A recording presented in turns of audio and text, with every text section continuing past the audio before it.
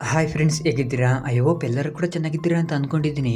ಇವತ್ತು ನಾವು ನೋಡ್ತಾ ಇರೋ ಮೂವಿ ಯಾವುದು ಅಂದರೆ 2017ರಲ್ಲಿ ರಿಲೀಸ್ ಆಗಿದ್ದ ಮಾನ್ಸ್ಟರ್ ಮೆಹಮ್ ಅನ್ನೋ ಒಂದು ಸೂಪರ್ ಆದ ಚೈನೀಸ್ ಸರ್ವೈವಲ್ ಮೂವಿ ಎಕ್ಸ್ಪ್ಲೇನ್ ಈಗ ನಾವು ನೋಡ್ತಾ ಇರೋದು. ಆಕಾಶ್ ಏಕೆ ಅವರು ಸರ್ವೈವಲ್ ಮೂವಿ ಎಕ್ಸ್ಪ್ಲೇನ್ ಮಾಡು ಅಂದಿದ್ದಕ್ಕೇನೆ ಇದನ್ನು ಮಾಡ್ತಾ ಇರೋದು. ಈ ಮೂವಿಯ ಒಂದನೇನರ್ ಏನು ಅಂದರೆ, ಒಂದು ಫ್ಯಾಮಿಲಿ ಅವರ ವೆಕೇಶನ್ ಅನ್ನು ಸ್ಪೆಂಡ್ ಮಾಡುವುದಕ್ಕೆ ಕಾಡಿನ ಮಧ್ಯೆ ಒಂದು ರೆಸ್ಟೋರೆಂಟ್ಗೆ ಬಂದಿರುತ್ತಾರೆ. ಆದರೆ ಅಲ್ಲಿ ಅವರು ಎಕ್ಸ್ಪೆಕ್ಟ್ ಮಾಡದಂತೆ ಕೆಲವು ಮಾನ್ಸ್ಟರ್ಗಳು ಅವರೆಲ್ಲರನ್ನು ಕೂಡ ಅಟ್ಯಾಕ್ ಮಾಡುವುದಕ್ಕೆ ಸ್ಟಾರ್ಟ್ ಮಾಡುತ್ತವೆ. ಇಷ್ಟಕ್ಕೂ ಆ ಮಾನ್ಸ್ಟರ್ಗಳು ಎಲ್ಲಿಂದ ಬಂದೋ, ಇಲ್ಲಿಗೆ ಯಾವ ರೀತಿ ಬಂದೋ, ಇಷ್ಟಕ್ಕೂ ಅವರ ಮೇಲೆ ಏತಕ್ಕೆ ಅಟ್ಯಾಕ್ ಮಾಡುತ್ತಿದ್ದಾವೆ, ಇನ್ನು ಕೊನೆಯದಾಗಿ ಅವುಗಳಿಂದ ಯಾವ ರೀತಿ ತಪ್ಪಿಸಿಕೊಂಡ್ರು ಎಂದು ತುಂಬಾನೇ ಇಂಟ್ರೆಸ್ಟಿಂಗ್ ಆಗಿ ಸೀಟ್ ಎಡ್ಜಲ್ಲಿ ಕುಳಿತುಕೊಳ್ಳುವಂತೆ ಮಾಡುವ ಮೂವಿನೇ ಮಾನ್ಸ್ಟರ್ ಮೆಹಮ್. ಮೂವಿ ಸ್ಟಾರ್ಟಿಂಗ್ ನಲ್ಲಿ ಒಂದು ಆಸ್ಟ್ರಾಯ್ಡ್ ಭೂಮಿಯ ಮೇಲೆ ಬೀಳುತ್ತಿರುವುದನ್ನು ತೋರಿಸುತ್ತಾರೆ. ಆ ನಂತರ ಕಾರಿನಲ್ಲಿ ಹೋಗುತ್ತಿರುವ ಒಂದು ಫ್ಯಾಮಿಲಿಯನ್ನು ತೋರಿಸುತ್ತಾರೆ. ಇವರೇನೇ ಈ ಮೂವಿಯ ಮೇನ್ ಕ್ಯಾರೆಕ್ಟರ್ಗಳು. ಅದರಲ್ಲಿ ಹುಡುಗಿನೇ ಎಲ್ಲರಿಗಿಂತ ಮೇನ್ ಕ್ಯಾರೆಕ್ಟರ್. ಆ ಹುಡುಗಿಯ ಹೆಸರು ಮೋಮೋ. ಇವರಿಬ್ಬರು ಅವಳ ಪೇರೆಂಟ್ಸ್ಗಳು. ಅದರಲ್ಲೂ ಅವರಮ್ಮ ಲಾಯರ್ ಆಗಿರುವುದರಿಂದ ಯಾವಾಗಲೂ ಕೂಡ ಕೆಲಸವೆಂದು ಬ್ಯುಸಿಯಾಗಿರುತ್ತಾರೆ. ಈಗಲೂ ಕೂಡ ಕಾರನ್ನು ಓಡಿಸುತ್ತಿದ್ದರೂ ಕೂಡ ಫೋನ್ ಕಾಲ್ನಲ್ಲಿ ಯಾವುದೋ ಒಂದು ಕೇಸ್ನ ಬಗ್ಗೆ ಡಿಸ್ಕಸ್ ಅನ್ನು ಮಾಡುತ್ತಿರುತ್ತಾಳೆ. ಹಾಗೆ ಹೋಗುತ್ತಿರುವಾಗ ಸಡನ್ ಆಗಿ ಬ್ರೇಕ್ ಹಾಕುತ್ತಾಳೆ. ಏನಾಯ್ತು ಎಂದು ಕೆಳಗೆ ಇಳಿದು ನೋಡಿದರೆ ಮಿಸ್ ಆಗಿ ಒಂದು ಮಲದ ಮೇಲೆ ಕಾರನ್ನು ಹತ್ತಿಸಿರುತ್ತಾಳೆ. ಆ ಸತ್ತಿರುವ ಮಲವನ್ನು ತೆಗೆದುಕೊಂಡು ಕವರ್ನಲ್ಲಿ ಹಾಕಿಕೊಂಡು ಅದನ್ನು ಕಾರಿನ ಒಳಗೆ ಇಟ್ಟುಕೊಳ್ಳುತ್ತಾರೆ. ಏಕೆ ಅಂದ್ರೆ ಅದನ್ನು ಅಲ್ಲಿಗೆ ಹೋದ ಮೇಲೆ ಬೇಯಿಸ್ಕೊಂಡು ತಿನ್ನಕಂತೆ. ಆದರೆ ನಮ್ಮ ಮೋಮ ಮಾತ್ರ ಇದೆಲ್ಲ ಯಾಕೆ ಬೇಕು ಅನ್ನೋ ತರನೇ ನೋಡ್ತಿರುತ್ತಾಳೆ. ಆದರೆ ಅವರು ಹಾಗೆ ಹೋಗುತ್ತಿರುವಾಗ ಅಲ್ಲೇನೆ ಪೊದೆಯ ಹಿಂದೆ ಏನೋ ಇವರನ್ನು ಅವಿತುಕೊಂಡು ನೋಡುತ್ತಿರುವಂತೆ ತೋರಿಸಿ ಅಲ್ಲಿ ಸೀನ್ ಕಟ್ ಮಾಡಿ ಇಬ್ಬರು ಲೈನ್ಮೆನ್ಗಳನ್ನು ತೋರಿಸುತ್ತಾರೆ. ಊರಿನಲ್ಲಿ ಸೆಲ್ಫೋನ್ ಟವರ್ನ ಸಿಗ್ನಲ್ ಇಲ್ವಂತೆ. ಅದರಿಂದ ಏನಾಗಿದೆ ಎಂದು ನೋಡುವುದಕ್ಕೆ ಬೆಟ್ಟದ ಮೇಲಕ್ಕೆ ಬಂದಿರುತ್ತಾರೆ. ಬಂದು ನೋಡಿದ ಮೇಲೇನೆ ಗೊತ್ತಾಗುತ್ತೆ ನೆನೆ ಬಿದ್ದ ಆಸ್ಟ್ರಾಯ್ಡ್ನಿಂದ ಟವರ್ ಕೆಳಗೆ ಬಿದ್ದು ಹೋಗಿರುತ್ತೆ. ಆದರೆ ಅದು ಹೇಗೆ ಬಿದ್ದಿದೆ ಎಂದು ಅವರಿಗೆ ಗೊತ್ತಿಲ್ಲ ಅಲ್ವಾ. ಆದ್ದರಿಂದ ಅದು ಏನಾಗಿದೆ ಎಂದು ನೋಡುವುದಕ್ಕೆ ಅವರು ಮುಂದಕ್ಕೆ ಹೋಗುತ್ತಿರುವುದನ್ನು ತೋರಿಸಿ ಈ ಕಡೆ ತೋರಿಸುತ್ತಾರೆ. ಇವರು ಆ ಕಡೆ ಈ ಕಡೆ ತಿರುಗಿ ಕೊನೆಗೂ ಕೂಡ ಆ ರೆಸಾರ್ಟ್ನ ಬಳಿ ಬಂದಿರುತ್ತಾರೆ. ನಮ್ಮವರು ಅಲ್ಲಿಗೆ ಬರುತ್ತಿದ್ದಂತೆ ಇವರನ್ನು ರಿಸೀವ್ ಮಾಡಿಕೊಳ್ಳುತ್ತಿದ್ದಾನೆ ಅಲ್ವಾ. ಅವನು ನಮ್ಮ ಮೋಮೋಗೆ ಅಂಕಲ್ ಅಂತೆ. ಅವನು ಈ ರೆಸಾರ್ಟ್ನಲ್ಲೇ ಕೆಲಸ ಮಾಡುತ್ತಿದ್ದಾನೆ. ಆದ್ದರಿಂದ ಅವನು ನಮ್ಮವರನ್ನು ಕರೆದುಕೊಂಡು ಆ ಲಗೇಜ್ಗಳನ್ನು ತೆಗೆದುಕೊಂಡು ಅವರನ್ನು ಒಳಗೆ ಕರೆದುಕೊಂಡು ಹೋಗ್ತಾನೆ. ಇನ್ನು ನಮ್ಮವರು ಒಳಗೆ ಹೋಗುತ್ತಿರುವಾಗ ಅವರು ಆಪೋಸಿಟ್ ನಲ್ಲಿ ಕಪಲ್ನ ರೀತಿ ಬರುತ್ತಿದ್ದಾರೆ ಅಲ್ವಾ. ಅವನು ಈ ರೆಸಾರ್ಟ್ ಓನರ್ನ ಮಗ. ಅವನು ಮೋಮೋನ ಅಂಕಲ್ ಅನ್ನು ನೋಡುತ್ತಾ, ಅಂಕಲ್ ನಾವು ಕಾಡಿನ ಮಧ್ಯೆ ಹೋಗುತ್ತಿದ್ದೀವಿ, ನಿಮ್ಮ ಬಳಿ ಇರುವ ಶಾರ್ಟ್ಗನ್ ಅನ್ನು ಕೊಡುತ್ತೀರಾ ನಮ್ಮ ಪ್ರೊಟೆಕ್ಷನ್ಗೋಸ್ಕರ ಎಂದು ಅವನು ಆ ಹುಡುಗಿಯ ಮುಂದೆ ಬಿಲ್ಡಪ್ ಅನ್ನು ತೆಗೆದುಕೊಳ್ಳುತ್ತಿದ್ದರೆ ಅವನಿಗೇನು ಅರ್ಥವಾಗುತ್ತೆ ಇವನು ಏಕೆ ಕೇಳ್ತಿದ್ದಾನೆ ಎಂದು. ನೋಡುಪುಟ, ಮನುಷ್ಯರಿಗೆ ಹಾನಿ ಮಾಡುವಂತಹ ಮೃಗಗಳು ಈ ಕಾಡಿನಲ್ಲಿ ಇಲ್ಲ. ಬೇಕಾದರೆ ನಾಳೆ ಬನ್ನಿ, ನಾವಿಬ್ಬರು ಕೂಡ ಹೋಗಿ 2 ಮಲಗಳನ್ನು ಹೊಡೆದುಕೊಂಡು ಬರೋಣವೆಂದು ಆ ಹುಡುಗಿಯ ಮುಂದೆ ಇಂಡೈರೆಕ್ಟ್ ಆಗಿ ಕಾಲನ್ನು ಎಳೆಯುವುದರಿಂದ ಅವನು ಸುಮ್ಮನೆ ಅವಳನ್ನು ಕರೆದುಕೊಂಡು ಹೋಗ್ತಾನೆ. ಆಗಲೇ ಈ ಕಡೆ ಆಸ್ಟ್ರಾಯ್ಡ್ ಬಿದ್ದಿರುವ ಜಾಗವನ್ನು ತೋರಿಸುತ್ತಾರೆ. ಅಲ್ಲೇನೋ ಇಷ್ಟೊಂದು ದೊಡ್ಡ ಮೊಟ್ಟೆ ಬಿದ್ದಿರುತ್ತೆ. ಹಾಗೇನೆ ಸಡನ್ ಆಗಿ ಯಾವುದೋ ಒಂದು ಕ್ರಿಯೇಚರ್ ಹೋಗುತ್ತಿರುವುದನ್ನು ತೋರಿಸುತ್ತಾರೆ. ಆ ನಂತರ ಈ ಲೈನ್ ಮ್ಯಾನ್ ಗಳನ್ನು ತೋರಿಸುತ್ತಾರೆ. ಅವರೇನೋ ಟವರ್ಗೆ ಏನಾಗಿದೆ ಎಂದು ಹುಡುಕುತ್ತಾ ಹೋಗುತ್ತಿರುತ್ತಾರೆ. ಹಾಗೆ ಅವರು ಹೋಗುತ್ತಿರುವಾಗ ಸಡನ್ ಆಗಿ ಯಾವುದೋ ಒಂದು ಕ್ರಿಯೇಚರ್ ಬಂದು ಅಟ್ಯಾಕ್ ಮಾಡಿದ್ದರಿಂದ ಅದನ್ನು ನೋಡಿದ ಇವನು ಭಯದಿಂದ ಅಲ್ಲಿಂದ ಓಡಿ ಹೋಗುತ್ತಿದ್ದರೆ ಅವನನ್ನು ಕೂಡ ಫಾಲೋ ಮಾಡಿಕೊಂಡು ಬಂದು ಅವನನ್ನು ಕೂಡ ಹಿಡಿದುಕೊಂಡು ಹೋಗುತ್ತಿರುವುದನ್ನು ತೋರಿಸುತ್ತಾರೆ. ಇನ್ನು ಅಲ್ಲಿ ಸೀನ್ ಕಟ್ ಮಾಡಿ ರೆಸಾರ್ಟ್ ನ ಒಳಗೆ ತೋರಿಸುತ್ತಾರೆ. ದೊಡ್ಡವರು ಅವರೇನೋ ಮಾತನಾಡಿಕೊಳ್ಳುತ್ತಿದ್ದಾರೆ. ನಮ್ಮ ಮೋಮೋ ಹೋಗಿ ಇಂಟರ್ನೆಟ್ ಇದೆಯಾ ಎಂದು ಚೆಕ್ ಮಾಡಿದರೆ ಅಲ್ಲಿ ಇಂಟರ್ನೆಟ್ ಇರುವುದಿಲ್ಲ. ಏಕೆ ಅಂಕಲ್ ಇಂಟರ್ನೆಟ್ ಬರುತ್ತಿಲ್ಲವೆಂದು ಕೇಳಿದರೆ, ನಾರ್ಮಲ್ ಆಗಿ ಇಲ್ಲಿ ಇಂಟರ್ನೆಟ್ ತುಂಬಾನೇ ಸ್ಲೋ ಆಗಿ ಬರುತ್ತೆ. ಆದರೆ ಇವತ್ತು ಯಾಕೋ ಗೊತ್ತಿಲ್ಲ, ಕರೆಕ್ಟಾಗಿ ಮೊಬೈಲ್ ಸಿಗ್ನಲ್ ಕೂಡ ಸಿಗುತ್ತಿಲ್ಲ. ಅದಕ್ಕೆ ಏನೋ ಪ್ರಾಬ್ಲಮ್ ಇರಬೇಕು, ಲೈನ್ ಮ್ಯಾನ್ಗಳು ಚೆಕ್ ಮಾಡುವುದಕ್ಕೆ ಹೋಗಿದ್ದಾರೆ ಎನ್ನುತ್ತಾನೆ. ಆನಂತರ ಹೊರಗಡೆ ನೋಡಿದರೆ ಇಲ್ಲಿ ಇಬ್ಬರು ಕಪಲ್ ಅನ್ನು ತೋರಿಸುತ್ತಾರೆ. ಇವರು ಕೂಡ ಈ ಮೂವಿಗೆ ಮುಖ್ಯವಾದವರೇ. ಈ ಹುಡುಗಿಗೇನೋ ಇಲ್ಲಿ ಇರುವುದು ಸ್ವಲ್ಪವೂ ಕೂಡ ಇಷ್ಟವಿಲ್ಲ. ಅಷ್ಟೇ ಅಲ್ಲ, ಅವಳಿಗೆ ಸಿಟಿಯಲ್ಲಿ ಹಾಸ್ಪಿಟಲ್ ನಲ್ಲಿ ಜಾಬ್ ಕೂಡ ಸಿಕ್ಕಿದೆ. ಇಲ್ಲಿಂದ ನಾವು ಸಿಟಿಗೆ ಹೋಗೋಣವೆಂದರೆ ಅವನೇನೋ ಏನೇನೋ ಅನ್ನುತ್ತಿದ್ದಾನೆ. ನಿಜಕ್ಕೂ ಇವರು ಒಂದು ಕಾಂಟ್ರಾಕ್ಟ್ ಮೇಲೆ ಬಂದಿದ್ದಾರೆ. ಎಲ್ಲಿ ಮಧ್ಯದಲ್ಲಿ ಹೊರಟಿ ಹೋದರೆ ಎಲ್ಲಿ ಅವನು ದುಡ್ಡು ಕೊಡುವುದಿಲ್ಲವೆಂದು ಅವನ ದುಃಖ. ಹಂಗಂತ ಹೇಳಿ ಅವಳಿಗೆ ಇಷ್ಟವಿಲ್ಲದೆ ಇದ್ದರೂ ಕೂಡ ಈ ಜಾಗದಲ್ಲಿ ಇರುವೆಂದು ಹೇಳುವುದು ಅವನಿಗೂ ಕೂಡ ಸ್ವಲ್ಪ ದುಃಖನೇ. ಇನ್ನು ನಮ್ಮವರಿಗೆ ಒಂದು ಒಳ್ಳೆ ರೂಮ್ ಅನ್ನು ಕೊಟ್ಟು ಬೇಕಾದೆಲ್ಲವೂ ಕೂಡ ಇಲ್ಲೇ ಇದೆ ಎಂದು ಹೇಳಿ ಅವರಿಗೆ ಮಾಸ್ಟರ್ ಕೀಯನ್ನು ಕೂಡ ಕೊಟ್ಟು ಇನ್ನೇನಾದರೂ ಎಕ್ಸ್ಟ್ರಾ ಬೇಕು ಎಂದರೆ ವಾಕಿಟಾಕಿಯಿಂದ ಕಾಂಟ್ಯಾಕ್ಟ್ ಮಾಡಿ ಮೊಬೈಲ್ ಸಿಗ್ನಲ್ ಬೇರೆ ಬರುತ್ತಿಲ್ಲವೆಂದು ಹೇಳಿ ಅವನು ಅಲ್ಲಿಂದ ಹೋಗುತ್ತಾನೆ. ಇನ್ನೊಂದು ಕಡೆ ಮೋಮೋವನ್ನು ನೋಡಿದರೆ ಇಂಟರ್ನೆಟ್ ಬರುತ್ತಿಲ್ಲ ಅಲ್ವಾ. ಆದ್ದರಿಂದ ಮರಗಿಡಗಳನ್ನು ನೋಡುತ್ತಿರುತ್ತಾಳೆ. ಹಾಗೆ ಅವಳು ನೋಡುತ್ತಾ ಮುಂದೆ ಹೋದರೆ ಅಲ್ಲಿ ಸಡನ್ ಆಗಿ ಯಾರೋ ಒಬ್ಬ ಸತ್ತಿರುವ ಮಲದ ಚರ್ಮವನ್ನು ತೆಗೆದು ಕೈಯಲ್ಲಿ ಹಿಡಿದುಕೊಂಡು ಬರುತ್ತಿರುವುದನ್ನು ನೋಡಿ ಇವನು ಯಾರೋ ಸೈಕೋ ಅಂದ್ಕೊಂಡು ಅಲ್ಲೇನೇ ಒಂದು ಕತ್ತಿ ಬಿದ್ದಿರುತ್ತೆ, ಅದನ್ನು ಎತ್ತಿ ಕೈಯಲ್ಲಿ ಹಿಡಿದುಕೊಳ್ಳುತ್ತಾಳೆ. ಅಯ್ಯೋ ಪುಟ, ನಾನೇನು ಕೂಡ ಮಾಡುವುದಿಲ್ಲವೆಂದು ಇವನೇನೋ ಹೇಳುವುದಕ್ಕೆ ಟ್ರೈ ಮಾಡುತ್ತಿದ್ದರೆ ಅವಳೇನೋ ಒಂದು ಕುರುಪನ್ನು ಹಾಕಿ ಅಲ್ಲಿಂದ ಓಡಿ ಹೋಗುತ್ತಾಳೆ. ನಿಜಕ್ಕೂ ಇವನೇನೇ ಈ ಸಿನಿಮಾದ ಹೀರೋ. ನಮ್ಮ ಹೀರೋಗೇನೆ ಕುರುಪಾಕವಳೆ. ಇನ್ನು ರಾತ್ರಿ ಆಗುತ್ತಿದ್ದಂತೆ ಸೆಲೆಬ್ರೇಷನ್ ಕೂಡ ಸ್ಟಾರ್ಟ್ ಆಗುತ್ತೆ. ಜನಗಳೆಲ್ಲರೂ ಕೂಡ ಹೊರಗೆ ಬಂದು ಕ್ರಾಕರ್ಸ್ಗಳನ್ನು ಬ್ಲಾಸ್ಟ್ ಮಾಡುತ್ತಾ ಎಂಜಾಯ್ ಮಾಡುತ್ತಿರುತ್ತಾರೆ. ಆದರೆ ದೂರದಲ್ಲಿ ಯಾವುದೋ ಒಂದು ಕ್ರಿಯೇಚರ್ ಅವರೆಲ್ಲರನ್ನು ಕೂಡ ಕ್ರೂರವಾಗಿ ನೋಡುತ್ತಿರುತ್ತೆ. ಅದೇ ಟೈಮ್ಗೆ ನಮ್ಮ ಹೀರೋನು ಕೂಡ ಮನೆಗೆ ಬರುತ್ತಾನೆ. ಅಂಕಲ್ ಕೈಗೆ ಏನಾಯ್ತು ಎಂದು ಕೇಳಿದರೆ ಏನಿಲ್ಲ, ಚಿಕ್ಕ ಗಾಯನೇ ಎಂದು ಅವನು ಒಳಗೆ ಹೋಗುತ್ತಾನೆ. ನಮ್ಮ ಹೀರೋನು ಕೂಡ ಇದೇ ರೆಸಾರ್ಟ್ ನಲ್ಲಿ ಕೆಲಸ ಮಾಡುತ್ತಿದ್ದಾನೆ. ಆನಂತರ ಇವರನ್ನು ನೋಡಿದರೆ ಈ ದಿನ ಮೊಮೋನ ಬರ್ತ್ಡೇ, ಆದ್ದರಿಂದಲೇ ಕೇಕ್ ಅನ್ನು ತರಿಸಿರುತ್ತಾರೆ. ನೋಡಿದ್ರೆ ಅವಳಿಗೋಸ್ಕರನೇ ಈ ರೆಸಾರ್ಟ್ ಅನ್ನು ಬುಕ್ ಮಾಡಿ ಹಾಗೇನೆ ಕೇಕ್ ಎಲ್ಲವನ್ನೂ ಕೂಡ ತಂದಿದ್ದಾರೆ. ಆದ್ರೆ ನಮ್ಮ ಮೊಮೋಗೆ ಅದೇನು ಕೂಡ ಇಷ್ಟವಿಲ್ಲ. ಏಕೆಂದರೆ ಅವರ ಅಮ್ಮ ಯಾವಾಗಲೂ ಕೂಡ ಕೆಲಸವೆಂದು ಕೆಲಸದ ಬ್ಯುಸಿಯಲ್ಲೇ ಇರುತ್ತಾರೆ. ಒಂದು ದಿನನೂ ಕೂಡ ನಮ್ಮ ಮೊಮ್ಮಳ ಜೊತೆ ಕುಳಿತುಕೊಂಡು ಮಾತನಾಡಿರುವುದಿಲ್ಲ. ಅಂಥದ್ರಲ್ಲಿ ಸಡನ್ ಆಗಿ ಇಷ್ಟೊಂದು ದುಡ್ಡನ್ನು ಖರ್ಚು ಮಾಡಿ ಅವಳಿಗೆ ಹತ್ತಿರವಾಗುವುದಕ್ಕೆ ಟ್ರೈ ಮಾಡಿದ್ದರಿಂದ, ನೀವು ದುಡ್ಡು ಖರ್ಚು ಮಾಡಿ ನನಗೆ ಹತ್ತಿರವಾಗುವುದಕ್ಕೆ ಟ್ರೈ ಮಾಡಬೇಡಿ, ಸ್ವಲ್ಪ ನನ್ನ ಜೊತೆ ಇದ್ದುಕೊಂಡು ನನಗೆ ಹತ್ತಿರವಾಗಿ ಎಂದು ದೊಡ್ಡದಾಗಿ ಮಾತನಾಡುವುದರಿಂದ ಅವಳ ಅಮ್ಮನಿಗೆ ಕೋಪ ಬಂದು ಒಂದನ್ನು ಹೊಡೆಯುತ್ತಿದ್ದಂತೆ ಅವಳು ಸುಮ್ಮನೆ ಅಲ್ಲಿಂದ ಹೋಗುತ್ತಾಳೆ. ಪಾಪ ಅವಳೇನು ರೂಮಿಗೆ ಬಂದು ಜೋರಾಗಿ ಹೇಳುತ್ತಿದ್ದರೆ ಆಗಲೇ ಓನರ್ನ ಮಗ ಎದುರುಗಡೆ ಇರುವ ಮನೆಯಲ್ಲಿ ಅವರು ಸ್ವಲ್ಪ ಕ್ಲೋಸ್ ಆಗಿರುತ್ತಾರೆ. ಇವಳು ಸುಮ್ಮನೆ ರೆಕಾರ್ಡ್ ಮಾಡಿಕೊಳ್ಳೋಣವೆಂದು ಸುಮ್ಮನೆ ರೆಕಾರ್ಡ್ ಅನ್ನು ಮಾಡುತ್ತಿರುತ್ತಾಳೆ. ಆಗಲೇ ಪದೇ ಒಳಗೆ ಏನೋ ಅಲುಗಾಡುತ್ತಿರುವುದರಿಂದ ಈಗ ಅದನ್ನು ರೆಕಾರ್ಡ್ ಮಾಡುತ್ತಿರುತ್ತಾಳೆ. ಆಗಲೇ ಅವರ ಅಮ್ಮ ಬಂದು ರೂಮಿನ ಲೈಟ್ ಅನ್ನು ಆನ್ ಮಾಡುವುದರಿಂದ ನಮ್ಮ ಮೊಮ್ಮ ಈ ಕಡೆ ತಿರುಗುತ್ತಾಳೆ. ಪಾಪ ಬರ್ಡೇ ದಿನನೇ ಹೊಡೆದಿರುವುದರಿಂದ ಅವಳನ್ನು ಸಮಾಧಾನ ಮಾಡುವುದಕ್ಕೆ ಅಲ್ಲಿಗೆ ಬಂದರೆ ಅವಳು ಇನ್ನೂ ಕೂಡ ಕೋಪದಲ್ಲೇ ಇದ್ದಾಳೆ. ತಕ್ಷಣವೇ ಅಲ್ಲಿಂದ ಹೊರಟಿ ಹೋಗುತ್ತಾಳೆ. ಆಗಲೇ ಇವರನ್ನು ತೋರಿಸುತ್ತಾರೆ. ಇವರೇನೋ ಕ್ಲೋಸ್ ಆಗುತ್ತಿದ್ದಾರೆ. ಆಗಲೇ ಅದೇನೋ ಒಂದು ಕ್ರಿಯೇಚರ್ ಬಂದು ಆ ಹುಡುಗಿಯನ್ನು ಎಳೆದುಕೊಂಡು ಹೋಗುತ್ತೆ. ಆದರೆ ಇವನೇನೋ ಕನಿಷ್ಠ ಅವಳನ್ನು ಕಾಪಾಡುವುದನ್ನು ಬಿಟ್ಟು ಅಲ್ಲಿಂದ ಓಡಿ ಹೋಗುತ್ತಾನೆ. ಏನಾಯ್ತು ಏನೋ ಅಂದುಕೊಂಡು ಆ ಹುಡುಗಿ ಅಣ್ಣ ಮೇಲೆ ಬಂದು ನೋಡಿದರೆ ಅಲ್ಲೇ ಹುಡುಗಿ ಇರುವುದು ಇಲ್ಲ, ಕ್ರಿಯೇಚರ್ ಆದರೂ ಕೂಡ ಇರುವುದು ಏನು ಕೂಡ ಕಾಣಿಸುವುದಿಲ್ಲ. ಆದರೆ ಅವನು ಮಾತ್ರ ಆ ಚಡ್ಡಿಯಲ್ಲಿ ನಮ್ಮವರಿರುವ ಮನೆಯೊಳಗೆ ಹೋಗುವುದರಿಂದ ಮೋಮೋನ ಅಪ್ಪನೇ ಒಂದು ಬ್ಲಾಕ್ ಹ್ಯಾಂಡ್ ಅನ್ನು ಹಚ್ಚಿ ಏನಾಯ್ತು ಎಂದು ಕೇಳಿದರೆ ಆ ಹುಡುಗಿಯನ್ನು ಒಂದು ಮಾನ್ಸ್ಟರ್ ಎಳೆದುಕೊಂಡು ಹೋಯ್ತು ಎಂದು ಹೇಳಿದರೆ ನಿಜಕ್ಕೂ ಅಲ್ಲಿ ಇರುವವರು ಯಾರು ಕೂಡ ಅವನ ಮಾತನ್ನು ನಂಬುವುದಿಲ್ಲ. ಏಕೆಂದ್ರೆ ಮೊದಲೇನೆ ಇವನು ಜಾಸ್ತಿ ಡವ್ ಹೊಡಿತಾನೆ, ಅಂಥದ್ರಲ್ಲಿ ಈಗ ಬೇರೆ ಕುಡಿದಿದ್ದಾನೆ. ಆದ್ದರಿಂದ ಇವನು ಹೇಳುತ್ತಿರುವುದು ನಿಜನಾ ಸುಳ್ಳ ಎಂದು ನಮ್ಮವರೆಲ್ಲರೂ ಕೂಡ ಡೌಟ್ ನಲ್ಲಿ ನೋಡುತ್ತಿದ್ದರೆ ಆಗಲೇ ಮೋಮೋ ಅವಳು ರೆಕಾರ್ಡ್ ಮಾಡಿದ ವಿಡಿಯೋವನ್ನು ತೋರಿಸುತ್ತಾಳೆ. ಆಗಲೇ ಅಲ್ಲಿರುವವರೆಲ್ಲರಿಗೂ ಕೂಡ ಭಯ ಸ್ಟಾರ್ಟ್ ಆಗುತ್ತೆ. ಆಗಲೇ ಓನರ್ನ ಮಗ ವಾಕಿಟಾಕಿಯಲ್ಲಿ ಅಂಕಲ್ನ ಬಳಿ, ಅಂಕಲ್ ಆದಷ್ಟು ಬೇಗನೆ ಬನ್ನಿ, ನಿಮ್ಮ ಬಳಿಯಿಂದ ಆ ಶಾರ್ಟ್ಗನ್ ಅನ್ನು ಕೂಡ ತೆಗೆದುಕೊಂಡು ಬನ್ನಿ, ಇಲ್ಲಿ ಒಂದು ಮಾನ್ಸ್ಟರ್ ಇದೆ ಎಂದು ಅವನು ಆತುರವಾಗಿ ಹೇಳುತ್ತಾನೆ. ಆದರೆ ಇವನ ಮಾತನ್ನು ಮಾತ್ರ ಅವನು ನಂಬುವುದಿಲ್ಲ. ದೊಡ್ಡ ಕುಡುಕ್ನ ಮಗ ಕುಡಿದ್ಬಿಟ್ಟು ನನ್ನ ತಲೆ ತಿಂತವನೇ ಅನ್ಕೊಂಡು ಬೇಜಾರಿನಿಂದ ಗನ್ನನ್ನು ತೆಗೆದುಕೊಂಡು ಹೋಗ್ತಾನೆ. ಆಗ ನಮ್ಮ ಹೀರೋನು ಕೂಡ ಯಾವುದಕ್ಕಾದರೂ ಇರಲಿ ಎಂದುಕೊಂಡು ಅವನು ಕೂಡ ಅವನ ಜೊತೆಯಲ್ಲಿ ಹೋಗ್ತಾನೆ. ಅವರು ಬರುವವರೆಗೂ ಇವರು ಇಲ್ಲೇನೆ ಸೈಲೆಂಟ್ ಆಗಿ ಇರುವುದಕ್ಕೆ ಆಗುವುದಿಲ್ಲ ಅಲ್ವಾ? ನಾನು ಹೊರಗೆ ಹೋಗಿ ನನ್ನ ತಂಗಿ ಎಲ್ಲಿದ್ದಾಳೆ ಹುಡುಕಿಕೊಂಡು ಬರುತ್ತೀನಿ ಎಂದು ನೀವ್ಯಾರಾದರೂ ಬರುತ್ತೀರಾ ಎಂದು ಕೇಳಿದರೆ, ಆದರೆ ಯಾರೊಬ್ಬರು ಕೂಡ ಬರುತ್ತೀನಿ ಅಂತ ಅನ್ನುವುದಿಲ್ಲ. ಆರೇಚೆ ಇವ್ರು ಯಾರಿಗೂ ಕೂಡ ಧೈರ್ಯವಿಲ್ಲ ಅಂದುಕೊಂಡು ಆ ಕಪಲ್ನಲ್ಲಿ ಒಂದು ಹುಡುಗಿ ಇದ್ದಾಳೆ ಅಲ್ವಾ, ಅವಳು ಬರುತ್ತೀನಿ ಅನ್ನುತ್ತಾಳೆ. ಎಲ್ಲಿ ಇವರೆಲ್ಲರ ಮುಂದೆ ನನ್ನ ಮರ್ಯಾದೆ ಹೋಗುತ್ತೆ ಅಂದ್ಕೊಂಡು ಆ ಹುಡುಗಿಯ ಬಾಯ್ ಫ್ರೆಂಡ್ ಕೂಡ ಬರುತ್ತೀನಿ ಅನ್ನುತ್ತಾನೆ. ಆದರೆ ಇದುವರೆಗೂ ಆ ಹುಡುಗಿಯ ಜೊತೆ ಎಂಜಾಯ್ ಮಾಡುತ್ತಿದ್ದ ಆ ಓನರ್ನ ಮಗ ಮಾತ್ರ ಬಾಯನ್ನೇ ಬಿಡುವುದಿಲ್ಲ. ಇನ್ನು ಅವರಿಬ್ಬರು ಮಾತ್ರ ರೆಸಾರ್ಟ್ ಪೂರ್ತಿ ತಿರುಗಿ ಆ ಹುಡುಗಿಯ ಹೆಸರನ್ನು ಕೂಗುತ್ತಾ ಹೋಗುತ್ತಿರುವಾಗ ಆಗಲೇ ಅವನ ಹಣೆಯ ಮೇಲೆ ಏನೋ ನೀರಿನ ಹನಿಯಂತೆ ಬೀಳುತ್ತೆ. ಅದೇನು ಅಂತ ನೋಡಿದ್ರೆ ಆಗಲೇ ಸಡನ್ ಆಗಿ ಡಮಾರ್ ಎಂದು ಒಂದು ಬಾಡಿ ಬೀಳುತ್ತೆ. ನಿಜಕ್ಕೂ ಅವಳು ತುಂಬಾನೇ ನೋವನ್ನು ಅನುಭವಿಸಿ ಸತ್ತು ಹೋಗಿದ್ದಾಳೆ. ಅವಳ ಮೈಯನ್ನು ಆ ಮಾನ್ಸ್ಟರ್ ಹೆಂಗ್ ಬೇಕಂಗ್ ಪರ್ಚಾಗಿದೆ. ಪಾಪ ತುಂಬಾನೇ ನರಕ ವೇದನೆಯನ್ನು ಅನುಭವಿಸಿ ಸತ್ತು ಹೋಗಿದ್ದಾಳೆ. ಆನಂತರ ಇವರನ್ನ ತೋರಿಸುತ್ತಾರೆ. ನಮ್ಮ ಹೀರೋ ಹಾಗೂ ಅಂಕಲ್ ಬರುತ್ತಿರುವಾಗ ಆ ಅಂಕಲ್ ಸುಸು ಮಾಡ್ಬೇಕಂತೆ, ನೀನು ಹೋಗ್ತಾ ಇರು, ನಿನ್ನ ಹಿಂದೆನೆ ಬರುತ್ತೀನಿ ಎಂದು ಅವನ ಸೈಡ್ಗೆ ಹೋಗಿ ಕೆಲಸವನ್ನು ಮುಗಿಸಿಕೊಂಡು ಬರುತ್ತಿರುವಾಗ ಆಗಲೇ ಪದಗಳ ಮಧ್ಯೆ ಏನೋ ಸೌಂಡ್ ಬರುವುದರಿಂದ ಅದೇನು ಅಂತ ನೋಡುವುದಕ್ಕೆ ಅವನು ಹತ್ತಿರಕ್ಕೆ ಹೋಗುತ್ತಿರುವುದನ್ನು ತೋರಿಸಿ ನಂತರ ನಮ್ಮ ಹೀರೋವನ್ನು ತೋರಿಸುತ್ತಾರೆ. ಅಂಕಲ್ ಇದ್ದಾನೆ ಅಲ್ವಾ, ಅವನು ಜೋರಾಗಿ ಕಿರುಚಿರುವ ಶಬ್ದ ಅವನಿಗೆ ಕೇಳಿಸಿರುವುದರಿಂದ ಏನಾಯ್ತೋ ಏನೋ ಅಂದುಕೊಂಡು ಆ ಜಾಗಕ್ಕೆ ಹೋಗಿ ನೋಡಿದರೆ ಆ ಜಾಗದಲ್ಲಿ ಅವನು ಎಲ್ಲೂ ಕೂಡ ಇರುವುದಿಲ್ಲ. ಆದರೆ ಗಿಡಗಳ ಮೇಲೆ ಎಲೆಗಳ ಮೇಲೆ ಪೂರ್ತಿ ರಕ್ತವಾಗಿರುತ್ತೆ. ಪುನಃ ಇವರನ್ನು ತೋರಿಸುತ್ತಾರೆ.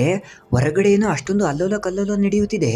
ಆದರೆ ಓನರ್ನ ಮಗ ಏನೋ ಈ ಕೋತಿ ನನ್ನ ಮಗನ ಕಾರ್ಕಿ ಏನೋ ಮೇಲೆ ರೂಮ್ ನಲ್ಲಿ ಇದೆಯಂತೆ, ಈಗ ಸತ್ತು ಹೋದ್ಲು ಅಲ್ವಾ ಆ ಹುಡುಗಿ ಅಣ್ಣನ ಬಳಿ, ಅದನ್ನು ತೆಗೆದುಕೊಂಡು ಬಾ ಎನ್ನುತ್ತಾನೆ.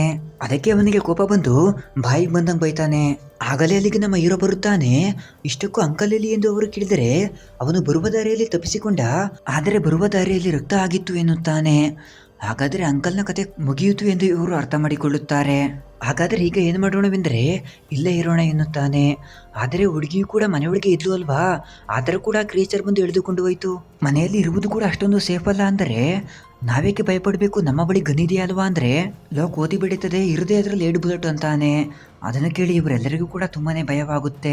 ಆದರೆ ಲಾಸ್ಟಲ್ಲಿ ಅವರು ಏನ್ ಹೇಳ್ತಾರೆ ಅಂದ್ರೆ ಆ ಕ್ರಿಯೇಚರ್ ಒಂಟಿಯಾಗಿ ಇದ್ದಾಗಲೇ ಮಾತ್ರವೇ ಬಂದು ನಮ್ಮ ಮೇಲೆ ಅಟ್ಯಾಕ್ ಮಾಡುತ್ತಿದೆ, ನೋಡೋಕೇನೋ ಅದು ಅಷ್ಟೊಂದು ದೊಡ್ಡದಾಗಿ ಇಲ್ಲ ಅನ್ಸುತ್ತೆ, ಆದ್ದರಿಂದ ನಾವೆಲ್ಲರೂ ಕೂಡ ಒಟ್ಟಾಗಿ ಇರೋಣ ಅನ್ನುತ್ತಾಳೆ. ಆದರೆ ಸಡನ್ ಆಗಿ ಕ್ರಿಯೇಚರ್ ಇವರ ಮುಂದೆ ಬಂದರೆ ಅದನ್ನು ಎದುರಿಸುವುದಕ್ಕಾದರೂ ಕೂಡ ವೆಪನ್ ಇಲ್ಲ ಕಡ್ಡಿಯೋ ಇರಬೇಕು ಅಲ್ವಾ, ಆದ್ದರಿಂದ ಅದನ್ನು ನಾನು ತರುತ್ತೀನಿ ಎಂದು ನಮ್ಮ ಹೀರೋ ಹೋಗುತ್ತಿದ್ದರೆ ನಮ್ಮ ಹೀರೋನ ಜೊತೆಗೆ ಆ ಓನರ್ನ ಮಗ ಹಾಗೂ ಆ ಹುಡುಗಿ ಅಣ್ಣ ಅವರಿಬ್ಬರು ಕೂಡ ಜೊತೆಗೆ ಹೋಗುತ್ತಾರೆ. ಇನ್ನು ನಮ್ಮ ಮೋಮೋ ಏನು ಅಲ್ಲಿ ಏನಾಗುತ್ತಿದೆ ಎಂದು ನೋಡುವುದಕ್ಕೆ ಅವಳ ಮೇಲೆ ಬಂದು ಕಿಟಕಿಯನ್ನು ಓಪನ್ ಮಾಡಿಕೊಂಡು ನೋಡುತ್ತಿದ್ದರೆ ಆ ಹುಡುಗಿ ಅಣ್ಣ ಇದ್ದಾನೆ ಅಲ್ವಾ, ಅವನು ಅವರ ಜೊತೆಗೆ ಒಂದು ಕೋಲನ್ನು ಹಿಡಿದುಕೊಂಡು ಹೋಗುತ್ತಿರುತ್ತಾನೆ. ಹಾಗೆ ಹೋಗುತ್ತಿರುವಾಗ ಅಲ್ಲಿ ಒಂದು ರೂಮ್ ಇರುತ್ತೆ, ಒಳಗಡೆ ಏನಾದರೂ ಇರಬಹುದು ಎಂದು ಇವರ ಗ್ಲಾಸ್ ಅನ್ನು ಹೊಡೆದುಕೊಂಡು ನಮ್ಮ ಹೀರೋ ಒಳಗೆ ಹೋಗುತ್ತಾನೆ. ಆ ನಂತರ ಜೋಕರ್ನ ಕೈಯಲ್ಲಿ ಗನ್ನನ್ನು ಕೊಡುತ್ತಾನೆ. ಅವನೇನೋ ಕೈಯಲ್ಲಿ ಗನ್ನಿರುವುದರಿಂದ ಅವನು ಆ ಕಡೆ ಈ ಕಡೆ ನೋಡುತ್ತಾ ನಿಧಾನವಾಗಿ ಮುಂದಕ್ಕೆ ಹೋಗುತ್ತಿರುತ್ತಾನೆ.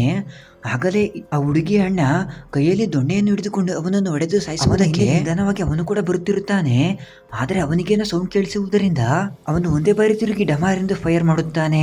ಆ ಸೌಂಡ್ ನಮ್ಮ ಹೀರೋಗೆ ಕೇಳಿಸುವುದರಿಂದ ಅವನು ಕೂಡ ಓಡಿ ಹೊರಗೆ ಬರುತ್ತಾನೆ. ನಮ್ಮ ಹೀರೋ ಏನೋ ಯಾಕೆ ಶೂಟ್ ಮಾಡಿದೆ ಅಂದರೆ ನಾನು ಹಿಂದೆ ಯಾವುದೋ ಕ್ರಿಯೇಚರ್ ಬಂತು ಅನ್ಕೊಂಡೆ, ಆದರೆ ಇವನೇನೋ ನನ್ನನ್ನು ಸಾಯಿಸುವುದಕ್ಕೆ ಟ್ರೈ ಮಾಡುತ್ತಿದ್ದ. ಯಾಕೆ ಎಂದು ಕೇಳಿದರೆ ನಿನ್ನಿಂದಲೇ ನನ್ನ ತಂಗಿ ಸತ್ತು ಹೋದಳು ಎಂದು ಅವನು ಸತ್ತು ಹೋಗುತ್ತಾನೆ. ಈ ಕಡೆ ಇವರನ್ನು ನೋಡಿದರೆ ಸಡನ್ ಆಗಿ ಕರೆಂಟ್ ಹೋಗುವುದರಿಂದ ಒಬ್ಬೊಬ್ಬರು ಕೂಡ ಒಂದೊಂದು ಮೂಲೆಯಲ್ಲಿ ಹೋಗಿ ಅವಿತುಕೊಳ್ಳುತ್ತಾರೆ. ಆದರೆ ಹೊರಗೇನೋ ಸಡನ್ ಆಗಿ ಕ್ರಿಯೇಚರ್ ಓಡಿ ಹೋಗುತ್ತೆ. ಆ ಕ್ರಿಯೇಚರ್ ಅಲ್ಲಿಂದ ಓಡಿ ಹೋದ ವಿತಿನ್ ಸೆಕೆಂಡ್ ಅಲ್ಲೇ ಮೇಲಿಂದ ಜೋರಾಗಿ ಸೌಂಡ್ ಕೇಳುವುದರಿಂದ ಒಂದು ವೇಳೆ ಅದು ಮೇಲಕ್ಕೆ ಬಂದಿದೆ ಅಂದರೆ ಚಾನ್ಸೇ ಇಲ್ಲ, ಎಲ್ಲ ವಿಂಡೋಗಳನ್ನು ಕೂಡ ಕ್ಲೋಸ್ ಮಾಡಿದ್ದೀವಿ ಅಲ್ವಾ ಎಂದು ಮೋಮೋನ ಅಮ್ಮ ಕೇಳಿದರೆ, ಆದರೆ ಕ್ರಿಯೇಚರ್ ಏನು ಮೋಮೋ ಈಗ ಸ್ವಲ್ಪ ಹೊತ್ತಿನ ಹಿಂದೆ ಒಂದು ವಿಂಡೋವನ್ನು ಓಪನ್ ಮಾಡಿದ್ಲು ಅಲ್ವಾ, ಅದರಿಂದ ಒಳಗೆ ಬಂದಿರುತ್ತೆ. ಆ ವಿಚಾರವನ್ನು ಮೋಮೋ ಇವರಿಗೆ ಹೇಳಿದರೆ ಇನ್ನು ಇಲ್ಲೇ ಇದ್ದರೆ ಆ ಕ್ರಿಯೇಚರ್ ನಮ್ಮನ್ನು ಕೂಡ ಸಾಯಿಸುತ್ತೆ ಅಂದುಕೊಂಡು ಒಂದೇ ಬಾರಿ ಅವರೆಲ್ಲರೂ ಕೂಡ ಹೊರಗೆ ಓಡಿ ಬರುತ್ತಾರೆ. ಇನ್ನು ಅವರು ಅಲ್ಲಿಂದ ಓಡುತ್ತಾ ಅಲ್ಲಿ ಒಂದು ವಾಟರ್ನ ಮೇಲೆ ಒಂದು ಚಿಕ್ಕ ಬ್ರಿಡ್ಜ್ನ ರೀತಿ ಇರುತ್ತೆ, ಅದನ್ನು ಕ್ರಾಸ್ ಮಾಡಿಕೊಂಡು ಇವರು ಓಡಿ ಬರುತ್ತಿರುವಾಗ ಸಡನ್ ಆಗಿ ಒಂದು ಕ್ರಿಯೇಚರ್ ಬಂದು ನಮ್ಮ ಮೊಮ್ಮವನ್ನು ನೀರಿನ ಒಳಗೆ ತಳ್ಳುವುದರಿಂದ ತಕ್ಷಣವೇ ಅವಳ ಅಮ್ಮನು ಕೂಡ ಅದರೊಳಗೆ ನೆಗೆಯುತ್ತಾಳೆ. ಅವಳು ಹೇಗೋ ಕಷ್ಟಪಟ್ಟು ಮೊದಲು ಮೊಮ್ಮವನ್ನು ಮೇಲಕ್ಕೆ ಕಳಿಸುತ್ತಾಳೆ. ಇನ್ನು ಅವಳು ಕೂಡ ಮೇಲಕ್ಕೆ ಹೋಗುವುದಕ್ಕೆ ಟ್ರೈ ಮಾಡುತ್ತಿದ್ದರೆ ಕೆಳಗಿನಿಂದ ಇನ್ನೊಂದು ಕ್ರಿಯೇಚರ್ ಬಂದು ಅವಳ ಅಮ್ಮನನ್ನು ಅವರೆಲ್ಲರ ಮುಂದೆ ಎಳೆದುಕೊಂಡು ಹೋಗುತ್ತೆ. ಇನ್ನೊಂದು ಕಡೆ ಓನರ್ನ ಮಗ ಏನೋ ಅವನು ಹೇಗೋ ಆ ಕಾರ್ ಕೀಯನ್ನು ತೆಗೆದುಕೊಂಡಿದ್ದಾನೆ, ಈಗೇನೋ ಶಾರ್ಟ್ ಗನ್ ಬೇರೆ ಸಿಕ್ಕಿದೆ, ಅವನ ಪಾಡಿಗೆ ಅವನು ಕಾರನ್ನು ತೆಗೆದುಕೊಂಡು ಹೋಗುತ್ತಿರುತ್ತಾನೆ. ಅವನು ಹೋಗುತ್ತಿರುವಾಗ ಆ ಕ್ರೇಜರ್ ಎಲ್ಲಿ ಬರುತ್ತವ ಎಂದು, ಎಲ್ಲಿ ಅವರು ಇವನನ್ನು ಚೇಸ್ ಮಾಡಿಕೊಂಡು ಬರುತ್ತಾರೆ ಎಂದು ಹಿಂದಕ್ಕೆ ನೋಡುತ್ತಾ ಓಡಿಸುತ್ತಿರುವುದರಿಂದ ಕರೆಕ್ಟ್ ಆಗಿ ಡ್ರೈವ್ ಮಾಡುವುದಕ್ಕೆ ಆಗದೆ ಒಂದು ಕಲ್ಲಿಗೆ ಗುದ್ದು ಅಷ್ಟೊಂದು ಹೈಟ್ನಿಂದ ಕೆಳಗೆ ಬಿದ್ದು ಬ್ಲಾಸ್ಟ್ ಆಗುತ್ತೆ. ನಾವೇನೋ ಸತ್ತೋದ್ನೇನೋ ಅನ್ಕೊಂಡ್ರೆ ಕಾರ್ ಇನ್ನೇನು ಕೆಳಗೆ ಬೀಳುತ್ತೆ ಅನ್ನುವಷ್ಟೊತ್ತಿಗೆ ಡೋರನ್ನು ಓಪನ್ ಮಾಡಿಕೊಂಡು ಕೆಳಗೆ ಬಿದ್ದಿದ್ದಾನೆ. ಅವನು ಖಾಲಿ ಕೈಯಲ್ಲಿ ನೆಗ್ದಿಲ್ಲ, ಆ ಗನ್ನನ್ನು ಕೂಡ ತೆಗೆದುಕೊಂಡು ನೆಗ್ದಿದ್ದಾನೆ. ಇನ್ನೊಂದು ಕಡೆ ಇವರನ್ನು ನೋಡಿದರೆ ಆ ರೆಸಾರ್ಟ್ ನಲ್ಲಿ ಈಗಾಗಲೇ ಒಂದು ಕ್ರಿಯೇಚರ್ ಇದೆಯಲ್ವಾ, ಅದಕ್ಕೆ ಭಯಪಟ್ಟು ಇವರು ಅಲ್ಲಿಂದ ಓಡಿ ಹೋಗುತ್ತಿದ್ದರೆ ಇವರ ದುರದೃಷ್ಟಕ್ಕೆ ಅಲ್ಲಿ ಮೇಲೆ ಇನ್ನೊಂದು ಕ್ರಿಯೇಚರ್ ಇರುತ್ತೆ. ತಕ್ಷಣವೇ ಇವರೆಲ್ಲರೂ ಕೂಡ ಅದಕ್ಕೆ ಕಾಣಿಸದಂತೆ ಅವಿತುಕೊಳ್ಳುತ್ತಾರೆ. ಇನ್ನು ಅದು ಕೂಡ ಆ ಕಡೆ ಈ ಕಡೆ ನೋಡುತ್ತೆ, ಯಾರು ಕೂಡ ಕಾಣಿಸದೇ ಇರುವುದರಿಂದ ಅದು ಸುಮ್ಮನೆ ಅಲ್ಲಿಂದ ಹೋಗುತ್ತೆ. ಇನ್ನು ಅದರ ಕಣ್ಣಿಗೆ ಕಾಣಿಸಬಾರದು ಎಂದು ನಮ್ಮವರು ಕೂಡ ಅಲ್ಲಿಂದ ಬರುತ್ತಾರೆ. ಇನ್ನು ಬರುತ್ತಿರುವಾಗ ಅಲ್ಲೇನೆ ಒಂದು ಎಮರ್ಜೆನ್ಸಿ ರೂಮ್ ಕಾಣಿಸುವುದರಿಂದ ಇವರೆಲ್ಲರೂ ಕೂಡ ಅದರ ಒಳಗೆ ಹೋಗುತ್ತಾರೆ. ನಮ್ಮ ಮೊಮ್ಮವನ್ನು ನೀರಿನ ಒಳಗೆ ತಿಳಿದ ಕ್ರಿಯೇಚರ್ ಅವಳಿಗೆ ಸ್ವಲ್ಪ ಪರಿಚಯ ಇರುವಂತೆ ಇದೆ. ಅದರ ನೋವಿಗೆ ಮೊಮ್ಮ ಅಳುತ್ತಿದ್ರೆ ಈ ಹುಡುಗಿ ಹಾಸ್ಪಿಟಲ್ ನಲ್ಲಿ ನರ್ಸ್ ಅಲ್ವಾ, ಆದ್ದರಿಂದ ಇವಳು ನಮ್ಮ ಮೊಮ್ಮವನ್ನು ಕುರಿಸಿ ಪ್ರೆಸ್ಟೇಡ್ ಮಾಡುತ್ತಾಳೆ. ಆಗಲೇ ಮೊಮ್ಮನ ಅಪ್ಪ ಕಾರ್ ಕೀಯನ್ನು ತೋರಿಸಿ ನನ್ನ ಕಾರ್ ಹೊರಗೇನೆ ಇದೆ, ತಕ್ಷಣವೇ ನಾವೆಲ್ಲರೂ ಕೂಡ ಇಲ್ಲಿಂದ ತಪ್ಪಿಸಿಕೊಂಡು ಹೋಗೋಣ ಬನ್ನಿ ಎಂದರೆ ನಮ್ಮ ಹೀರೋ ಬೇಡ ಎನ್ನುತ್ತಾನೆ. ಇಂಥ ಟೈಮ್ನಲ್ಲಿ ನಾವು ಹೊರಗೆ ಹೋದರೆ ಖಂಡಿತವಾಗಿಯೂ ಸಿಕ್ಕಿ ಬೀಳ್ತೀವಿ. ಅಷ್ಟೇ ಅಲ್ಲ, ಮಳೆ ಬರುವಾಗ ಡ್ರೈವ್ ಮಾಡುವುದು ಅಷ್ಟೊಂದು ಒಳ್ಳೆಯದಲ್ಲ, ಬೆಳಗ್ಗೆವರೆಗೂ ನಾವು ವೇಟ್ ಮಾಡೋಣ ಎನ್ನುವುದರಿಂದ ಅವರೆಲ್ಲರೂ ಕೂಡ ಬೆಳಗ್ಗೆವರೆಗೂ ವೇಟ್ ಮಾಡಿ ಆ ನಂತರವೇ ಹೊರಗೆ ಬರುತ್ತಾರೆ. ಇನ್ನು ಅಲ್ಲಿಂದ ನಿಧಾನವಾಗಿ ಹೋಗುತ್ತಿದ್ದರೆ ಅಲ್ಲಿ ಮುಂದೆನೇ ಕಾರ್ಯ ಇರುವುದರಿಂದ ಇನ್ನು ಇಲ್ಲಿಂದ ಹೊರಟಿ ಹೋಗೋಣವೆಂದು ಅವರು ಹೋಗುತ್ತಿದ್ದರೆ ಆಗಲೇ ಆ ಕ್ರಿಯೇಚರ್ ಮುಂದೆನೆ ಬರುತ್ತೆ. ಈಗಲೇ ಮೊದಲ ಬಾರಿ ಅವರೆಲ್ಲರೂ ಕೂಡ ಆ ಕ್ರಿಯೇಚರ್ನ ಪೂರ್ತಿಯಾಗಿ ನೋಡುತ್ತಾರೆ. ಹಾಗಂತ ಹೇಳಿ ಅದನ್ನೇ ನೋಡಿಕೊಂಡು ನಿಂತ್ಕೊಳ್ಳೋಕೆ ಆಗಲ್ಲ ಅಲ್ವಾ, ಅವರೆಲ್ಲರೂ ಕೂಡ ಅದರಿಂದ ತಪ್ಪಿಸಿಕೊಳ್ಳುವುದಕ್ಕೆ ಓಡಿ ಹೋಗುತ್ತಿದ್ರೆ ಅದು ಒಂದೇ ಬಾರಿ ನಮ್ಮ ಮೊಮ್ಮ ಕಾಲನ್ನು ಹಿಡಿದು ಎಳೆಯುವುದರಿಂದ ನಮ್ಮ ಮೊಮ್ಮ ಕೆಳಗೆ ಬಿದ್ದು ಹೋಗುತ್ತಾಳೆ.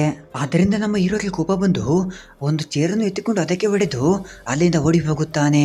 ಆಗ ಅದು ಕೂಡ ಅವನ ಹಿಂದೆನೆ ಓಡಿ ಹೋಗುತ್ತೆ. ಆ ಗ್ಯಾಪ್ನಲ್ಲಿ ಇವರೆಲ್ಲರೂ ಕೂಡ ಮೊಮ್ಮವನ್ನು ಕರೆದುಕೊಂಡು ಅಲ್ಲಿಂದ ಫಾಸ್ಟ್ ಆಗಿ ಓಡಿ ಹೋಗುತ್ತಿರುತ್ತಾರೆ. ಆದರೆ ಅವರ ಹಿಂದೆನೆ ಆ ಕ್ರಿಯೇಚರ್ ಓಡಿ ಬರುತ್ತೆ. ಬರುತ್ತಿರುತ್ತೆ. ಆಗ ಅವರು ಕೂಡ ಇನ್ನೂ ಫಾಸ್ಟ್ ಆಗಿ ಓಡುವುದಕ್ಕೆ ಟ್ರೈ ಮಾಡ್ತಾರೆ. ಆದರೆ ಅವರ ದುರದೃಷ್ಟಕ್ಕೆ ಅಲ್ಲಿ ಕೊನೆಯಲ್ಲಿ ಒಂದು ಗೇಟ್ ಇರುತ್ತೆ. ಇನ್ನೇನು ನಮ್ಮ ಕತೆ ಮುಗೀತು ಎಂದು ಅವರು ಅಂದುಕೊಳ್ಳುತ್ತಿರುವಾಗಲೇ ಹೇಗೋ ಕಷ್ಟಪಟ್ಟು ಆ ಗೇಟನ್ನು ಓಪನ್ ಮಾಡುತ್ತಾರೆ. ಇನ್ನೇನು ಆ ಕ್ರೀಚರ್ ಹತ್ತಿರಕ್ಕೆ ಬರುವಷ್ಟರೊತ್ತಿಗೆ ಅದನ್ನು ಕ್ಲೋಸ್ ಮಾಡ್ತಾರೆ. ಆದ್ರೆ ಆ ಬಾಯ್ ಫ್ರೆಂಡ್ ಇದ್ದಾನೆ ಅಲ್ವಾ, ಅದೇ ಆ ಓನರ್ ನ ಮಗ ಅಲ್ಲ, ಆ ಕಪಲ್ ನ ಬಾಯ್ ಫ್ರೆಂಡ್, ಅವನ ಕೈಯನ್ನು ಆ ಕ್ರೀಚರ್ ಪರಚಿರುತ್ತೆ. ಹೇಗೋ ಅದರಿಂದ ತಪ್ಪಿಸಿಕೊಂಡು ಒಂದು ಗೋಡನ್ನ ಒಳಗೆ ಬಂದಿರುತ್ತಾರೆ. ಹೇಗೋ ಆ ಬಾಯ್ ಫ್ರೆಂಡ್ಗೆ ಈ ಗೋಡನ್ನ ಬಗ್ಗೆ ಗೊತ್ತಿರುವಂತೆ ಇದೆ. ಹೀಗೆ ಹೋದ್ರೆ ಹೊರಗೆ ಹೋಗಬಹುದು ಎಂದು ಹೊರಗಡೆ ಕರೆದುಕೊಂಡು ಹೋಗುತ್ತಿದ್ದರೆ ಆಗಲೇ ಆ ಕ್ರೀಚರ್ ಒಳಗೆ ಬರುತ್ತೆ. ಅದನ್ನು ನೋಡಿ ಇವರೆಲ್ಲರೂ ಕೂಡ ಒಬ್ಬೊಬ್ಬರು ಒಂದೊಂದು ಕಡೆ ಹೋಗುತ್ತಾರೆ. ಅದು ಕೂಡ ನಿಧಾನವಾಗಿ ಅವರೆಲ್ಲರನ್ನು ಕೂಡ ಹುಡುಕಿಕೊಂಡು ಹೋಗುತ್ತಿದ್ದರೆ ಅದರ ಕೆಳಗೇನೆ ನಮ್ಮ ಮೋಮ ಇರುತ್ತಾಳೆ.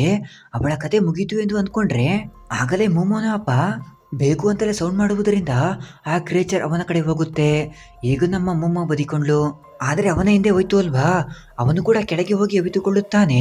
ಅವನು ಎಲ್ಗೋದ ಎಂದು ಅರ್ಥವಾಗದೆ ಆ ಕ್ರೀಚರ್ ಸುತ್ತಲೂ ನೋಡುತ್ತಿದ್ದರೆ ಆಗಲೇ ಕಪಲ್ ಇದ್ದಾರೆ ಅಲ್ವಾ, ಅವರು ಹೊರಗೆ ಬರುತ್ತಾರೆ. ಅವರ ಕಡೆ ಹೋಗುತ್ತೆ. ಆಗ ಅವರು ಕೂಡ ಅದರಿಂದ ತಪ್ಪಿಸಿಕೊಳ್ಳುವುದಕ್ಕೆ ಆ ಕಡೆ ಈ ಕಡೆ ಹೋಗುತ್ತಿದ್ದರೆ ಇನ್ನೇನು ಅವ್ರ ಕತೆ ಮುಗೀತು ಅಂದ್ಕೊಂಡ್ರೆ ಕರೆಕ್ಟ್ ಟೈಮ್ಗೆ ನಮ್ಮ ಹೀರೋ ಅಲ್ಲಿಗೆ ಬಂದು ಬೆಂಕಿಯನ್ನು ಹಾರಿಸುವುದಕ್ಕೆ ಫ್ರೇ ಮಾಡ್ತಾರಲ್ವಾ, ಅದರಿಂದ ಮಾನ್ಸ್ಟರ್ನ ಮೇಲೆ ಫ್ರೇ ಮಾಡುವುದರಿಂದ ಅದಕ್ಕೆ ಕರೆಕ್ಟಾಗಿ ಏನು ಕೂಡ ಕಾಣಿಸುತ್ತಿರುವುದಿಲ್ಲ. ಆನಂತರ ಅದರಲ್ಲೇ ಹೊಡೆದು ಅಲ್ಲಿಂದ ಓಡಿ ಹೋಗುತ್ತಾನೆ. ಇನ್ನು ನಮ್ಮ ಹೀರೋ ಆ ಕಡೆ ಈ ಕಡೆ ಓಡುತ್ತಾ ಅದನ್ನು ಪೂರ್ತಿ ಸುತ್ತಾಡಿಸಿ ಇನ್ನು ಲಾಸ್ಟಲ್ಲಿ ಒಂದು ಗ್ಲಾಸ್ನ ಮೇಲೆ ನೆಗೆಯುವಂತೆ ಮಾಡಿ ಇನ್ನು ತಕ್ಷಣವೇ ಓಡಿ ಬಂದು ಅವಿತುಕೊಳ್ಳುತ್ತಾನೆ. ಆನಂತರ ಕ್ರೀಚರ್ ಏನು ಆ ಲಾಕರ್ನ ಮಧ್ಯೆ ಹೋಗುತ್ತಿರುತ್ತೆ. ಒಂದು ಲಾಕರ್ನಲ್ಲಿ ಆ ಗರ್ಲ್ ಫ್ರೆಂಡ್ ಇದ್ದಾಳೆ, ಇನ್ನೊಂದು ಲಾಕರ್ನಲ್ಲಿ ಅವಳ ಬಾಯ್ ಫ್ರೆಂಡ್ ಇದ್ದಾನೆ. ಆ ಕ್ರೀಚರ್ನ ಬಾಲ ಮಿಸ್ ಆಗಿ ಆ ಗರ್ಲ್ ಫ್ರೆಂಡ್ ಇದ್ದಾಳೆ ಅಲ್ವಾ, ಆ ಲಾಕರ್ನ ಮೇಲೆ ಬೀಳುತ್ತೆ.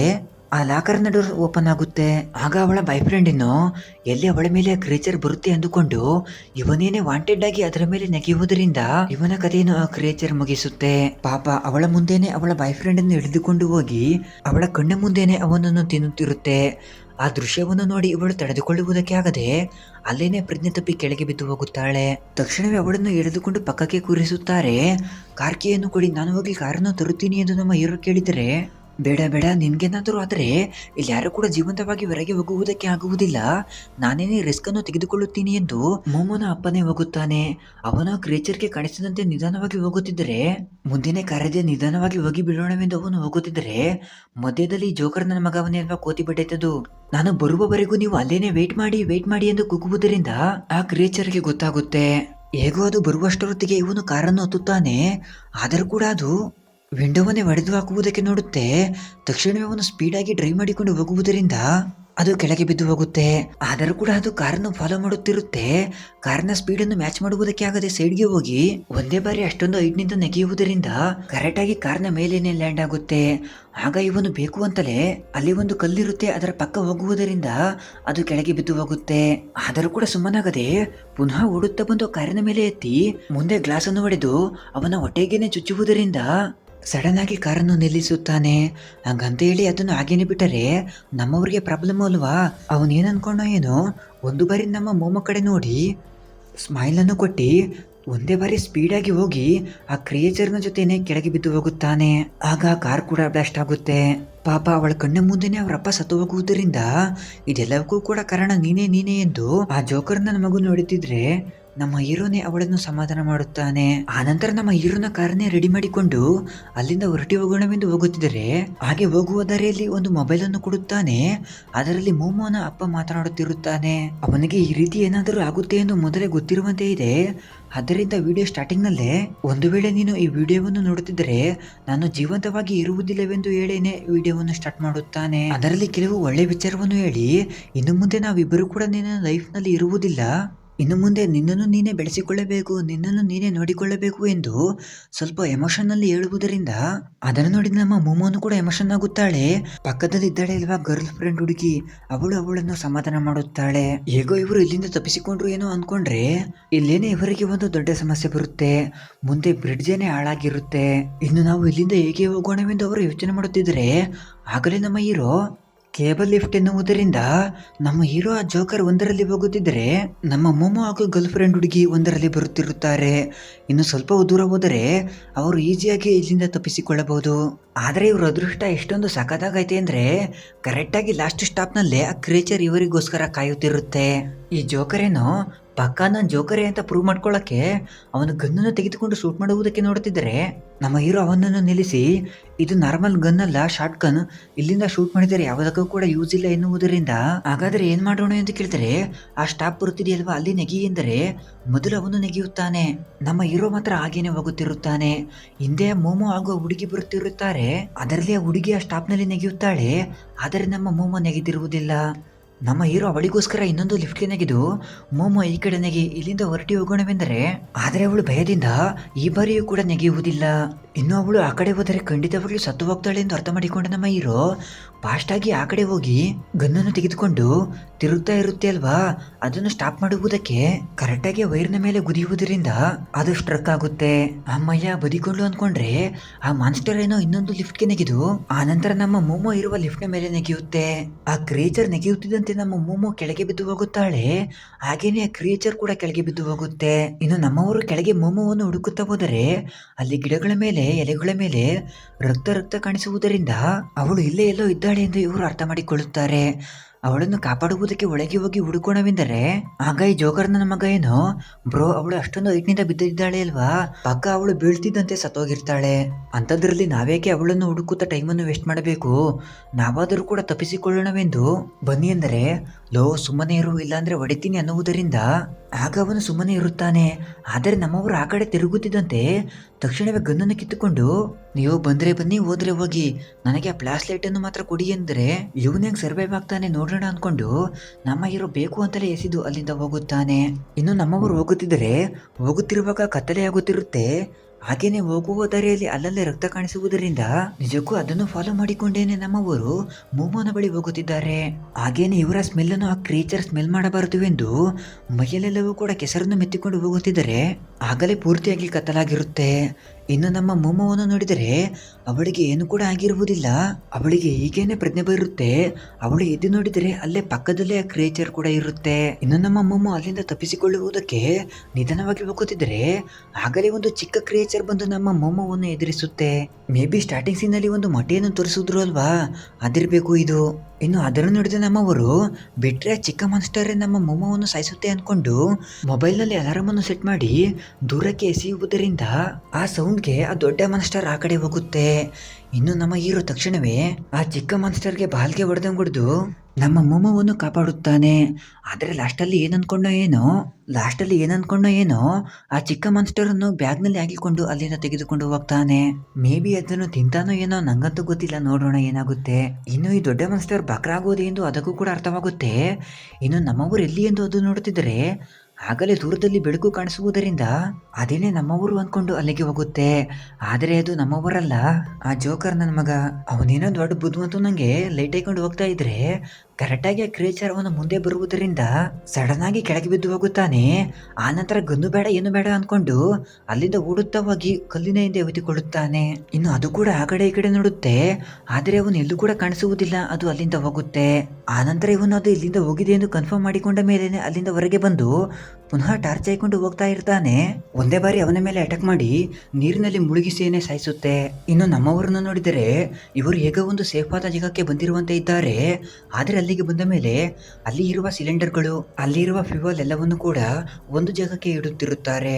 ಅಲ್ಲೇನೆ ನಮ್ಮ ಮೋಮೋ ನಿಧಾನವಾಗಿ ಕುಂಟುತ್ತಾ ಬರುತ್ತಿದ್ದರೆ ಆಗಲೇ ಸಡನ್ ಆಗಿ ಕ್ರಿಯೇಚರ್ ಬಂದು ಅವಳನ್ನು ಅಷ್ಟೊಂದು ಹೈಟ್ನಿಂದ ಕೆಳಗೆ ತಳ್ಳಿ ಇನ್ನು ಅವಳನ್ನು ಸಾಯಿಸುವುದಕ್ಕೆ ನೋಡುತ್ತಿದ್ದರೆ ನಮ್ಮ ಹೀರೋಯಿನ್ ಆ ಚಿಕ್ಕ ಕ್ರಿಯೇಚರ್ ಅನ್ನು ತಂದಿದ್ದ ಅಲ್ವಾ, ಅದನ್ನು ಬೋನ್ ನಲ್ಲಿ ಹಾಕಿ ಒಳಗಡೆ ಇಟ್ಟಿರುತ್ತಾನೆ. ಅದು ಅದರ ಬಸೆಯಲ್ಲಿ ಕಿರ್ಚುವುದರಿಂದ ಮರಿ ಒಳಗೆ ಇದೆ ಎಂದು ಅದು ಒಳಗೆ ಬರುತ್ತೆ. ಇನ್ನು ಅದು ಒಳಗೆ ಬಂದು ನಮ್ಮವರ ಮೇಲೆ ಒಂದೇ ಬಾರಿ ಅಟ್ಯಾಕ್ ಮಾಡುವುದಕ್ಕೆ ಬಂದರೆ ನಮ್ಮ ಹೀರೋ ಆ ಚಿಕ್ಕ ಕ್ರಿಯೇಚರ್ ಇದೆಯಲ್ವಾ ಬೋನ್ ಅನ್ನು ಹಿಡಿದುಕೊಂಡು ಅದರಿಂದ ಡಿಫೆಂಡ್ ಮಾಡಿಕೊಳ್ಳುತ್ತಿರುತ್ತಾನೆ. ಆಗಲೇ ಚಿಕ್ಕ ಕ್ರಿಯೇಚರ್ ಕೂಡ ಬೋನಿಂದ ಹೊರಗೆ ಬರುತ್ತೆ. ಬಂದ ಚಿಕ್ಕ ಕ್ರಿಯೇಚರ್ ಸುಮ್ಮನೆ ಇರದೆ ಆ ಹುಡುಗಿಯ ಮೇಲೆ ಹೋಗಿ ಅವಳಿಗೆ ತೊಂದರೆ ಕೊಡುತ್ತಿರುವುದರಿಂದ ಅವಳು ಅದನ್ನು ಸ್ವಲ್ಪ ದೂರಕ್ಕೆ ತಳ್ಳುತ್ತಾಳೆ. ಇನ್ನೊಂದು ಕಡೆ ನಮ್ಮ ಹೀರೋನ ಪರಿಸ್ಥಿತಿಯು ಕೂಡ ಹಾಗೇನೆ. ಆ ದೊಡ್ಡ ಕ್ರಿಯೇಚರ್ ನಮ್ಮ ಹೀರೋವನ್ನು ಹಿಡಿದುಕೊಳ್ಳುವುದಕ್ಕೆ ಟ್ರೈ ಮಾಡುತ್ತಿದ್ದರೆ ಆಗಲೇ ಹುಡುಗಿ ಆ ಚಿಕ್ಕ ಕ್ರಿಯೇಚರ್ ಅನ್ನು ಬೆಂಕಿ ಒಳಗೆ ಎಸೆಯುವುದರಿಂದ ಆ ದೊಡ್ಡ ಕ್ರಿಯೇಚರ್ ನಮ್ಮ ಹೀರೋವನ್ನು ಬಿಟ್ಟು ಆ ಚಿಕ್ಕ ಕ್ರಿಯೇಚರ್ ಅನ್ನು ಕಾಪಾಡುವುದಕ್ಕೆ ಹೋಗುತ್ತೆ. ಕರೆಕ್ಟಾಗಿ ಅದೇ ಟೈಮ್ಗೆ ಆ ಹುಡುಗಿ ಅದರ ಮೇಲೆ ಭಾರವಾಗಿರುವ ಬೋನ್ ಅನ್ನು ಹಾಕಿ ಅಲ್ಲಿಂದ ತಪ್ಪಿಸಿಕೊಂಡು ಬರುವುದಕ್ಕೆ ಟ್ರೈ ಮಾಡುತ್ತಿದ್ದರೆ ಹೇಗೋ ಕ್ರಿಯೇಚರ್ ಅದರಿಂದ ತಪ್ಪಿಸಿಕೊಂಡು ಆ ಹುಡುಗಿಯನ್ನು ಹಿಡಿದುಕೊಳ್ಳುತ್ತೆ. ಆಗಲೇ ಅವರು ಒಂದು ಮಾಡಿರುವ ಸಿಲಿಂಡರ್ ಕೂಡ ಬ್ಲಾಸ್ಟ್ ಆಗುವುದರಿಂದ ನಮ್ಮವರು ಒಂದೇ ಬಾರಿ ಅಲ್ಲಿಂದ ಹಾರುತ್ತಾ ಬೀಳುತ್ತಾರೆ. ಈಗಲಾದ್ರೂ ಅವು ಸತ್ತೋದ್ವಾ ಅನ್ಕೊಂಡ್ರೆ ಅಷ್ಟೊಂದು ದೊಡ್ಡ ಬ್ಲಾಸ್ಟ್ ಆದರೂ ಕೂಡ ಆ ದೊಡ್ಡ ಕ್ರಿಯೇಚರ್ ಆಗೇನೆ ಅದರ ಮರಿ ಅವೆರಡು ಕೂಡ ಸೇಫ್ ಆಗೇನೆ ಹೊರಗೆ ಬರುತ್ತವೆ. ಆನಂತರ ಅದು ಹೊರಗೆ ಬಂದು ನಮ್ಮ ಮೂಮನ ಕಡೆ ಹೋಗುತ್ತಿದ್ರೆ ನಮ್ಮ ಹೀರೋಯಿನ್ ಅವನ ಕಡೆ ಬರುವಂತೆ ಮಾಡಿಕೊಂಡು ಅದು ಕೂಡ ನಮ್ಮ ಹೀರೋನ ಕಡೆ ಹೋಗುತ್ತಾ ಒಂದೇ ಬಾರಿ ಅವನ ಮೇಲೆ ನೆಗೆಯುತ್ತೆ. ನಮ್ಮ ಹೀರೋಯಿನ್ ಒಂದು ಶಾರ್ಪ್ ಆದ ರಾಡನ್ನು ಹಿಡಿದುಕೊಂಡಿರುತ್ತಾನೆ. ಅದು ಅದರ ಎದೆಗೆ ಚುಚ್ಚಿಕೊಳ್ಳುತ್ತಿದ್ದಂತೆ ಅದು ಅಲ್ಲೇನೆ ಸತ್ತು ಹೋಗುತ್ತೆ.